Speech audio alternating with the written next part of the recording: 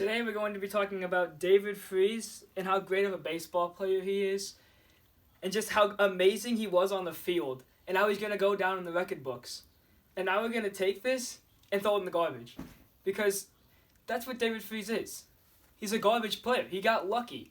He's a bum. He's nothing short of a one-hit wonder. David Freese played for 11 years in the Major League Baseball organization. And 8 of those 11 years were all downhill. The rest were with St. Louis. He played 5 years with St. Louis. And I give him 2 good years. Because in 2011, he sent his team to the World Series. And in the World Series, he had 2 amazing, lucky hits. And that's all he's known for. You ask any baseball fan, what do you remember about David Freese? They're going to say the home run he had in 2011. It was a pitch right down the middle. And I'll give it to him. It was a good swing. But my 80-year-old grandma, can hit a pitch right down the middle. And the man didn't even go to a university out after high school. The man played JUCO ball at St. Louis Community College. So if he was so good, then how come he didn't even play for a 4-year major university? Maybe he wanted to show everyone that he was bad. And that the only thing that he can produce on the field is his good looks and his personality. Because he has a horrible glove, he can't even use it, and when he throws the ball to first base from third base because he plays the hot corner at third base, he's your average third baseman. He's a backup, and when he throws the ball, it reminds me of a little baby just learning how to throw a ball. That's how good of a baseball player this man was.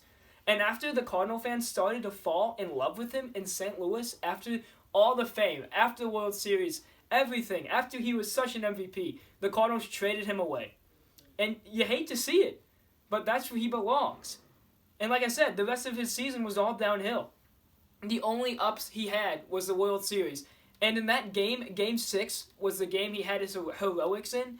He was 0 for 3 the whole entire game. And then in the 9th inning, he got a lucky pitch that sent the ball over the right fielder's head.